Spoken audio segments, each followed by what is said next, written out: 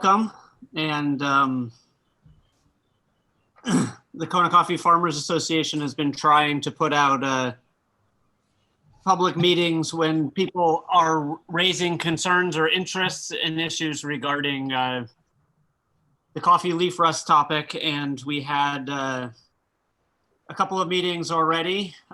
We started to try to do them on Thursdays at 4 o'clock in the afternoon when we skipped Thanksgiving intentionally.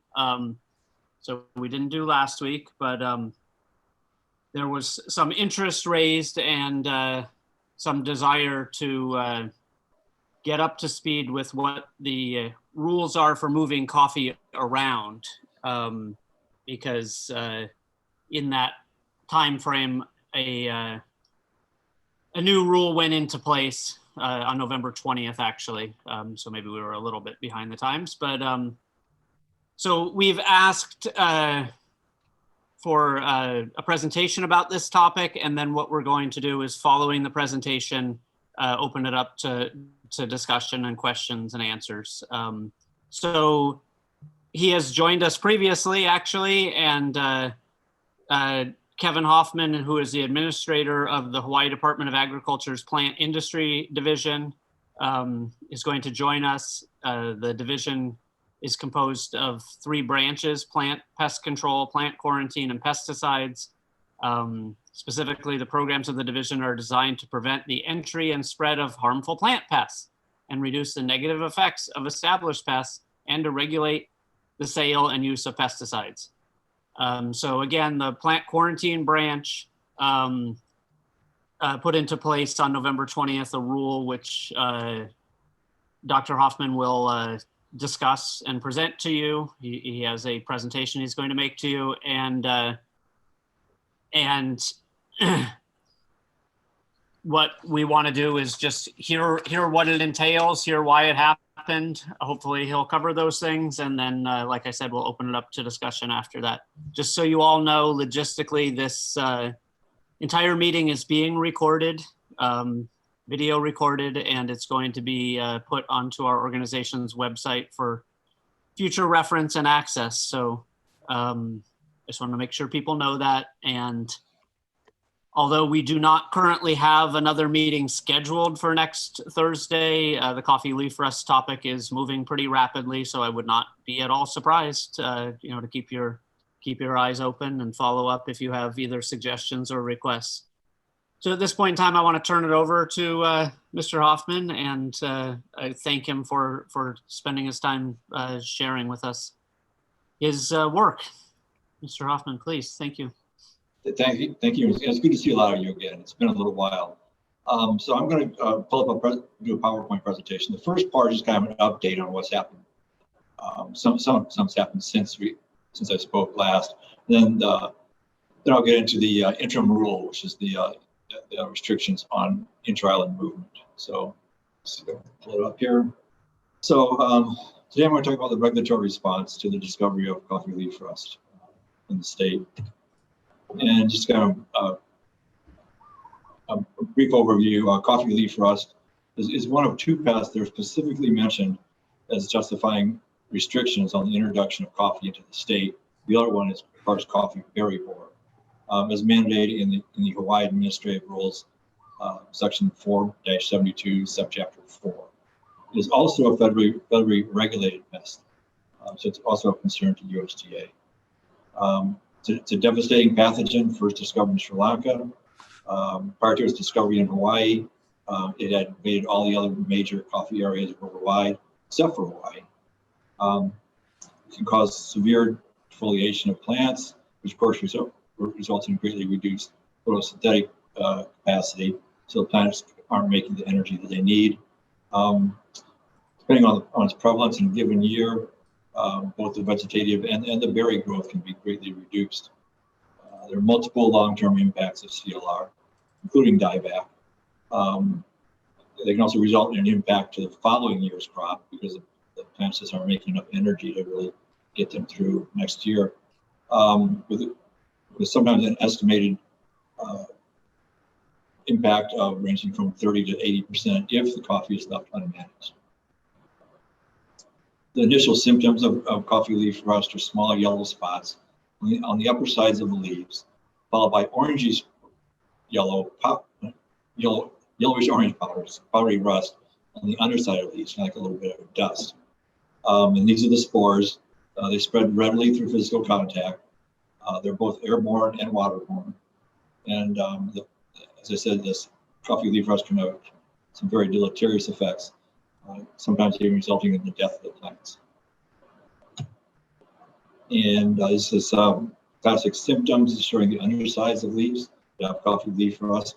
See the orangish yellow spots, and on those spots over to your right, those are magnified spores. And the impacts, especially on unmanaged coffee, can be very severe. This is a wild coffee from the island of Maui. It's essentially been defoliated by coffee leaf rust. We've also seen plants like this on the Big Island as well. Not managed stuff, but wild stuff. It's basically a stick in the ground at this point. The initial detection, on October 20th, University of Hawaii Extension Agent Andrea Kawabata notified the department staff on Maui that there's a resident small grower from the Haiku area of Maui would be bringing by leaf samples which displayed symptoms of coffee leaf rust. And so the next day, the samples arrived, and based on an examination by our staff, they tentatively identified it as coffee leaf rust. Samples were submitted to UH for initial identification, and because it's a federally regulated pest, samples also went to USDA for identification confirmation. On October 26th, UH tentatively identified the pathogen as coffee leaf rust. On the 28th, USDA NIS notified us that the identification was confirmed as coffee leaf rust. This is important because once you get a federal identification, that sort of opens opens the door for federal assistance. However, that assistance may take its form. Subsequent survey on Maui found plants with symptoms at a number of additional sites, including wild coffee. On October 31st, Andrea Kawabata received a message from a grower that had a suspect sample of coffee leaf rust on the west side of Hawaii in the Kona area. She went out, she got the sample, took it over to USDA ARS that day. It's a Saturday, and the sample was tentatively identified as coffee leaf rust. That sample is then submitted to USDA, and the department was notified on November 10th that it was confirmed as coffee leaf rust. There were a couple of samples from the east side of Hawaii in the Hilo area that were sent to USDA and asked for identification. Coffee leaf rust is not detected, so we're going to be resampling in the Hilo area. One difference we've seen between the Kona side and the Hilo side is that on the Kona side, the disease seems to express itself fairly well.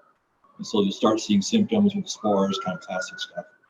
On the Hilo side, it's more, the symptoms are not being expressed very well for some reason. So you can find spores on leaves and so forth, but it's not really causing the kind of symptoms it's causing on the Kona side. The department is continuing to survey on Maui and Hawaii Island to determine the extent of the infestations. Surveys are ongoing on Kauai and Oahu, which to date have been negative. Partners on both Lanai and Molokai have been informed and asked to look for the disease, and to date, we've had no reports of coffee leaf rust from those islands. And this is an updated map showing the survey results from Maui. The red stars are positive, they're presumptive positive sites. The black pins are negative sites. One thing we're finding is kind of interesting is sites that were previously negative when we went and surveyed in October, now that the rains have really started, those sites have started to light up with coffee leaf rust symptoms. So the rain seems to be conducive to the growth of the fungus. Survey on the Big Island. The red dots are positive or presumptive positive sites. Again, on both sides of the island.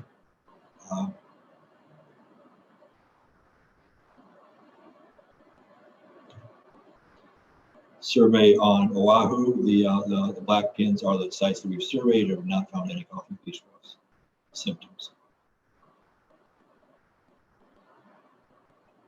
And then Kauai, we've surveyed the east part of the island where there's coffee and not found anything as well.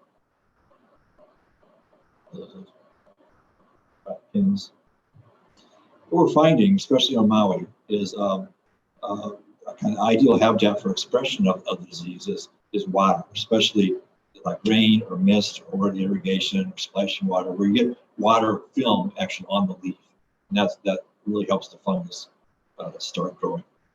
High humidity is also conducive.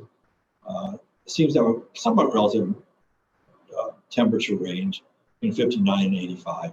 Doesn't like it too hot, doesn't like it too cold. It also likes partial shade over full sunlight. And it also does better in areas where it's sheltered from the wind, as opposed to like being right on the ocean range all the time. Now, getting into the fun stuff, the regulatory action.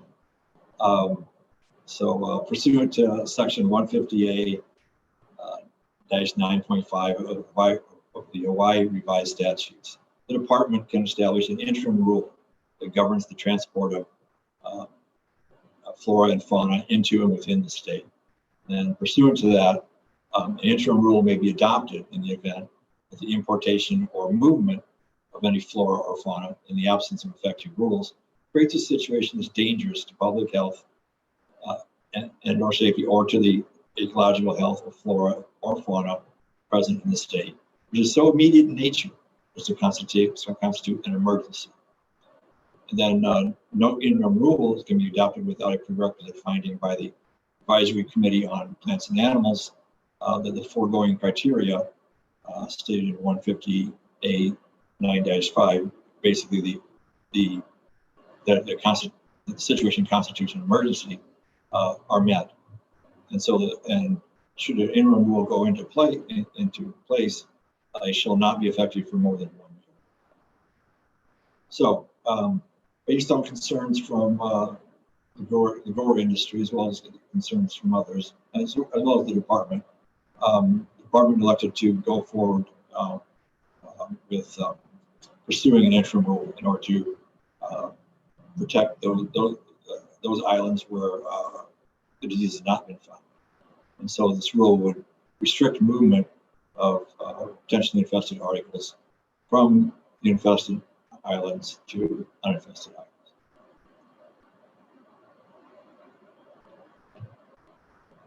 And so during the week of September 2nd, a proposal was submitted to a couple of subcommittees, one advisory subcommittee on plants and one on fungi, to request their input on two questions. First was a finding that the unrestricted movement of coffee plants, and there's a whole bunch of descriptions of parts of plants, mulch green waste, used coffee-related packing materials such as coffee bags, and any equipment used to harvest, transport, or process coffee plants. All those are considered potential carriers of the fungus. We asked them to weigh in on a finding that unrestricted movement of all those articles from the island of Maui, Hawaii Island, or any other island confirmed with coffee leaf rust constitute an emergency, justifying an emergency rule, an interim rule under that statute that I showed you on the last slide. And then we also asked the two advisory subcommittees to make a finding that the adoption of the interim rule to restrict the movement of plants, and then same as above is all the wording above, to prevent its spread from the island of Maui, Hawaii, or any other island confirmed with coffee leaf rust. So we basically asked the advisory subcommittees whether they constitute an emergency, and then if so, were they supportive of adoption of an interim rule to address that emergency. On November 13th, Plant Quarantine Branch submitted a proposal for an interim rule which included the above two subcommittees' findings at a meeting of the Advisory Committee of Plants and Animals. The The advisory committee voted unanimously to recommend approval of an interim rule that restricts the inter-island movement of potentially infested articles from Maui and Hawaii Island and any other subsequently confirmed infested island. On November 17th, chairperson of the department accepted the recommendation and approved the rule with an effective date of November 20th.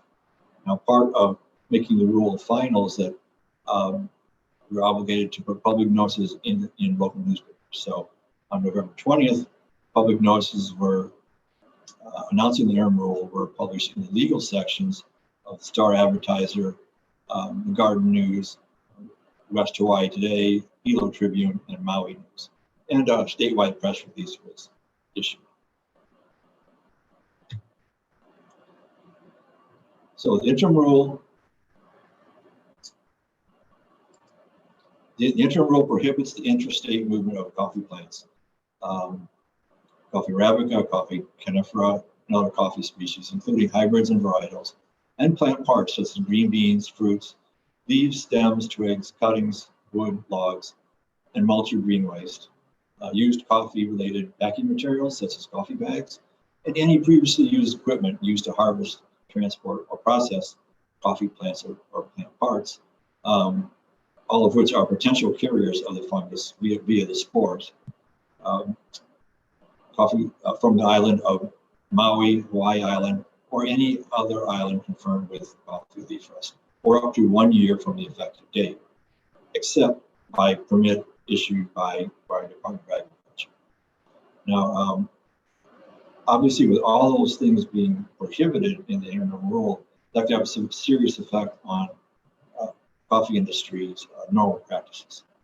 And so that's where these permits come into play, where we identified 6 areas that we consider exemptions that under these exemptions, articles that are otherwise prohibited movement under the interim rule can move as long as there are certain mitigations put into place.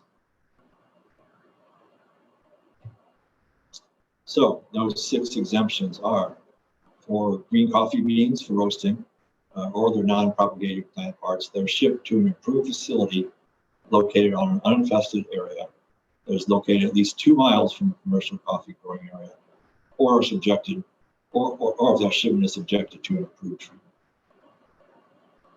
Second objection, so that basically allows green beans to go, for example, from the Big Island to Oahu for roasting, as long as the facility on Oahu is at least 2 miles from a commercial growing area, and also follows certain mitigations.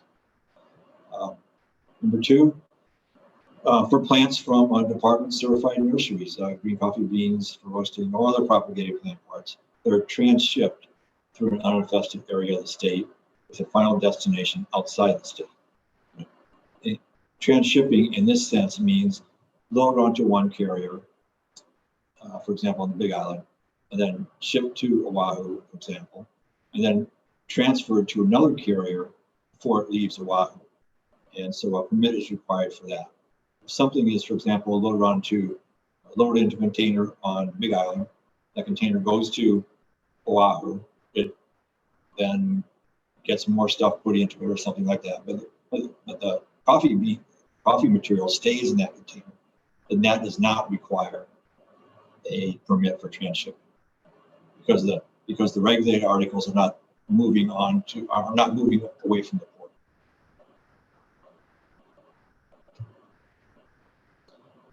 Third exemption is for previously used equipment that's designed to harvest, process, or transport coffee plants or plant parts. Fourth exemption is for plants and plant parts for scientific studies. Fifth exemption is for coffee plants, beans for roasting, or non-propagated plant parts, use bags, or equipment that are shipped between infested areas. So we actually have a permit. For example, if you're going to ship something from Big Island to Maui. Finally, for limited quantities of coffee plants for propagation from an infested area to a non-infested area, subject to a 1-year quarantine in a state-run facility, provided that the Board of Agriculture can actually reduce the quarantine period on a case-by-case basis. So this would be something that would be important if, for example, there's a coffee leaf rust resistant strain on the Big Island. You want to move it from there to Oahu. It could be done under this permit.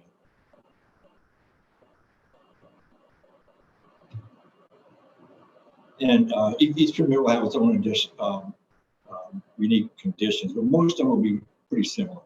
And they're more or less like this. Prior to shipment, regulated articles are required to be packed, sealed, and shipped in, I think this is in particular talking about green beans for roasting. Packed, sealed, and shipped in unused, transparent polyethylene or polyvinyl plastic bags whose combined thickness is at least 3 milliliters, or one unused, transparent, non-permeable plastic bag at least 5.2 mils thick that allow clear visual inspection. So the bags have to be clear so that inspectors, looking at the shipments, and can see the berries inside. After bagging, the outsides of the bags are required to be treated with a approved disinfectant, such as sodium hypochlorite or 70% alcohol, or there's others as well. So basically, once you have the beans and any spores they might have on them contained, you want to clean the outsides of the bags, so you're not accidentally transporting spores that way. Then immediately after disinfection, the contents need to be securely sealed into an additional container to protect the bags from being ripped or torn. Then permit conditions at the destination, and this is particularly something that would apply to a roaster, for instance, on Oahu. They need to safeguard any articles they receive from any other coffee products at the facility. They could not commingle those beans with beans from other islands. Then once one of the bags is open, everything must be roasted immediately. You can't open a bag, roast part of it, leave the bag open for the next day to roast that. So that all basically mitigate the risk of having spores that need to be mitigated as soon as the bags. Then once the regular articles are prepared for roasting, you need to basically you need to destroy the bags the plastic bags that they came in by incineration or some other approved destruction method, because you don't want to reuse those bags, because again they could have spores in them. Permit applications, the standard PQ7 application is what we're using when we apply for a permit. This is the same form that's used for coffee berry board. And in fact, we're working on coming up with a combined coffee berry board or coffee leaf rust permit for those members of the industry that need to move material from areas where both of those occur. So we're working on a combined one so that they only have like one permit to worry about, rather than having two separate permits with two separate expiration dates. And the applications under the website there, they're all on the HDOA website. There's a direct link to the form, and the cost for the permit is free. And this is what the permit application looks like. If you've done one for coffee berry board, this should look very familiar. We're just doing it now for coffee leaf rust.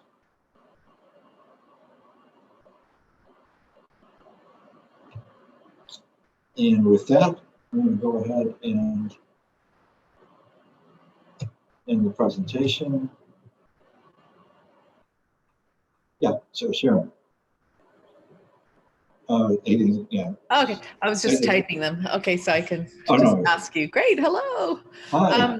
Great, thank you for the presentations and just all of the information. It's really helpful. Sure. So I just wanted to kind of confirm, just to make sure that this is still correct, that like being able to take our green beans like in our burlap bags, Grain Pro inside, and being able to take to the airport, that's still okay. Like if you're going to ship to the mainland or you're going to ship to out of the country, if the shipment, sanitary and right, all that. If the shipment is going directly out of the state, then it does not fall under the interim rule. Okay, Interim and rule it's is for on a container, inter-island. which can stop in Honolulu, but as long as it's not offloaded, you're okay. Correct. Okay, got it. Okay, just want to double check. Yep. Thanks for translating all of that language. I was very confused. It's the normal regulatory speak. Yeah, really it takes some getting used to. Yeah, the way it has to be written. I have a question. Sure. If we have coffee in Kona, we transship through the Honolulu post office to go to the mainland. That's 2 miles away from any other coffee growing area, right? The Honolulu post office. Yeah, if you take it to the post office and once it's under the post office's care, then it's considered a carrier all the way. And so. Thank you very much. Yeah. Thank you. You won't need a permit for that. Cool. Yeah. Cool. We have a question from Marty. You want to ask your question? Yeah, I assume since the last question, it's okay to ship by post office to internationally?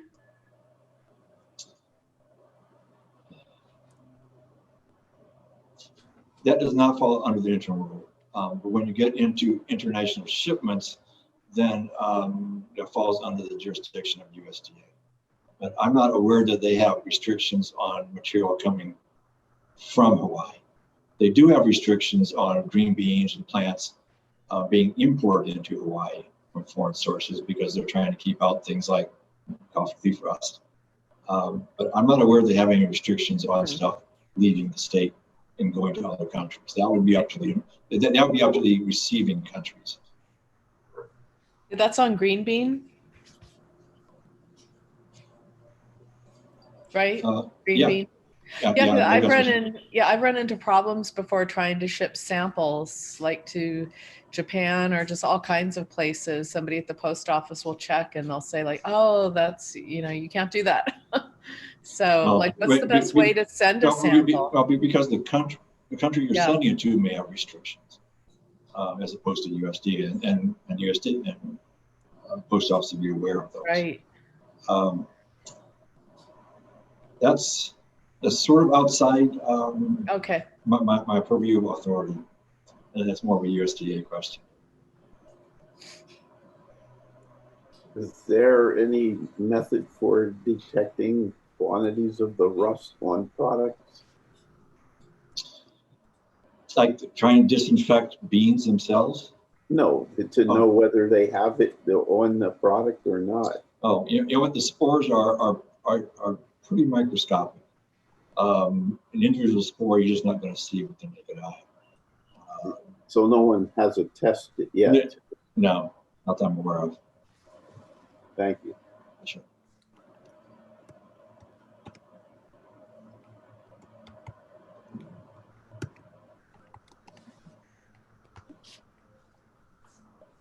Yep, Jim.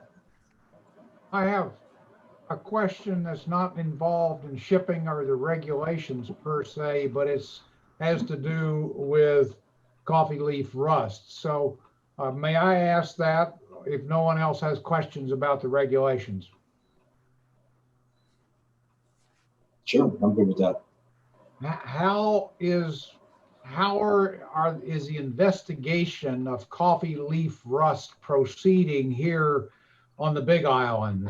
I'm focused on that. I have a young man who's worked for me for 10 years, and his father has worked in the coffee industry for a lot longer than that. And a year ago, the two of them were working on a farm that he's managing, and it was fairly clear it had coffee leaf rust. Hmm. Does anyone care? Are we trying to track it down is kind of my question. We're doing what we can from on the regulatory side. We have sent samples to experts who work on the different races of coffee leaf rust. And so different areas of the world have different races. And so once we get that race information back, that may give us an idea about, a broad idea about what part of the world it came from, or perhaps, and that may indicate a single introduction. It also could be multiple introductions. We just don't know at this time. But that's the first piece to it, is trying to figure out which particular basis or strain we have here. Something like this. I worked for the California Department of Food and Agriculture for a number of years before I came to Hawaii. We had a lot of pest eradication programs. Exotic fruit flies were big there. Something that's established here on the islands, but it's big for California. And we have these infestations, and we go knocking on doors and asking people, have they been overseas and stuff like that. And almost every time we could never actually figure out how it got there.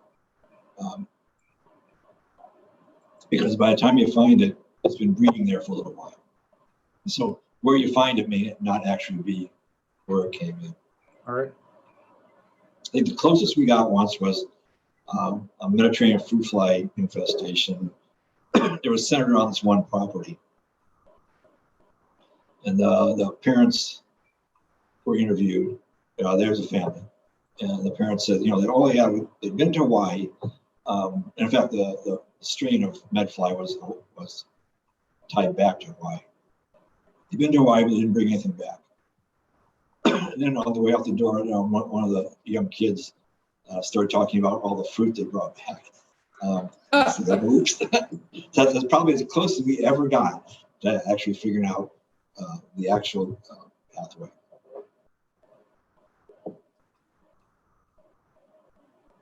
I have a comment, maybe Sure. not a comment as much as a question. So coffee leaf rust seems to be devastating on coffee. The pictures that you showed from Maui showed that the plants were literally dead. I hate to say this, but coffee leaf rust might be a blessing in disguise for us, because it's going to wipe out all the coffee, the wild coffee. It's going to wipe out the farms that people aren't taking care of. And providing that we can do our control methods at work, it's going to reduce the amount of CBB infestation. I think it would reduce it significantly. That's a good point. We have actually discussed that within the department as we certainly wouldn't advocate bringing in coffee leaf rust for that purpose. but silver lining. Yeah, there might be a little bit of a silver lining to it. I have a comment. From a business standpoint, it would decrease competition from those people who don't care enough to take care of their trees. What I wanted to mention is that in the disinfectant arena, that using 10% sodium hypochlorite leaves residue when it's evaporated, whereas the isopropyl alcohol would be a lot cleaner. Yeah. Just for people to realize. Again, we're not saying you put it on the product, you put it on the outside of the bags. Yeah, but you could get it on your hands, and sure, the isopropyl alcohol evaporates. Anyway, just a comment. That's a good point. I'm a chemist. He's a chemist. That was such a good question. Yeah, sure. I have a question. Oh, wait. Go ahead, Bruce. The question is this: green coffee beans imported into Hawaii have to be fumigated with methyl bromide. Correct. Is there any evidence that methyl bromide kills CLR? Yes, and that's why it's used for green beans coming into Hawaii.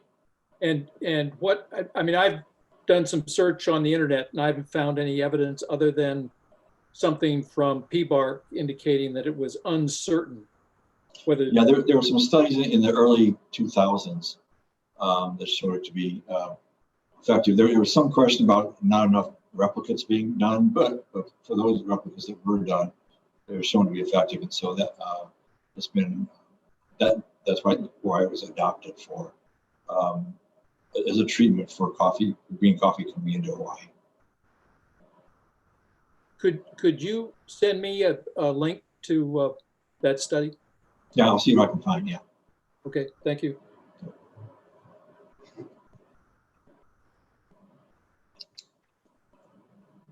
Yeah, Sharon. Okay, great, thanks. Sorry, I keep going back and forth. I'm doing No, at the same time. Your box moved. I know. You moved to my left. No, you're right. Okay. Yeah, no, I'm moving.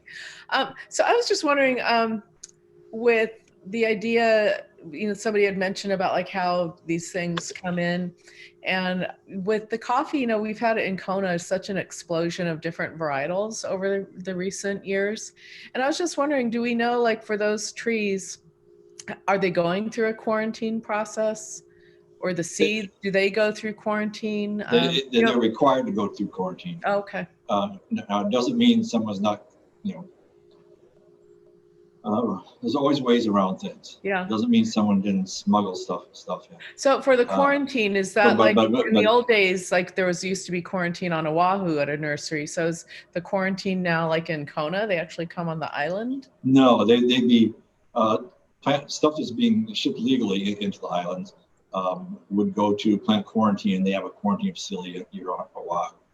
Oh, the same one, right. Yeah, and then they're kept there for up to the standard is they're kept there for a year.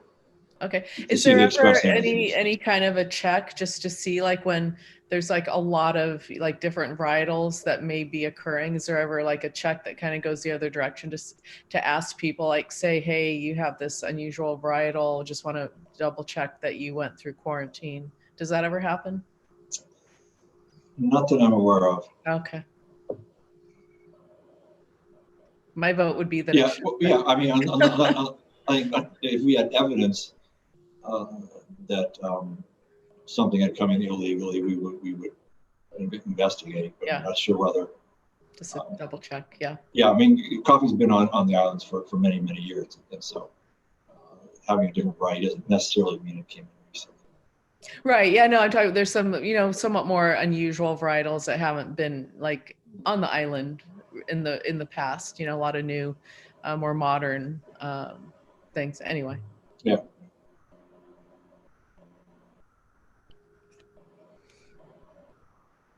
Although that does bring up the question that there has been communication that I have heard, at least in terms of people wanting to get exceptions to the quarantine period for importing other varieties of coffee if and once the strain of the CLR is identified, and import those to Hawaii so that there's more resistance to the rust. And I wonder if you have any thoughts or comments about that as either a rumor or a request, if you've received it formally or informally.